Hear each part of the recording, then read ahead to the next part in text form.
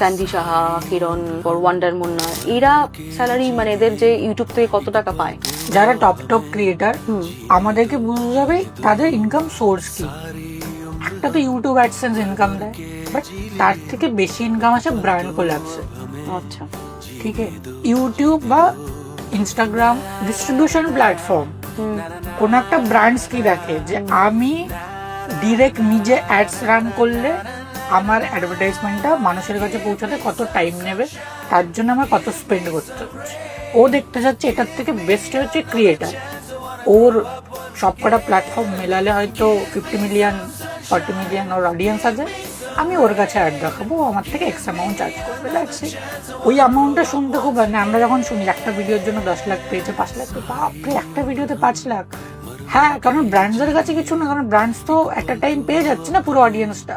ওই অডিয়েন্সের কাছে পৌঁছাতে ওর যদি অন্যভাবে অ্যাডভার্টাইজমেন্ট করতো মেবি হয়তো ওর বেশি এক্সপেন্স হতো বা আরওআইটা পেতো না, যার জন্য ওদের মার্কেটিং টিম ফিক্স করেছে যে না ওই ক্রিয়েটারকে দিয়ে করো।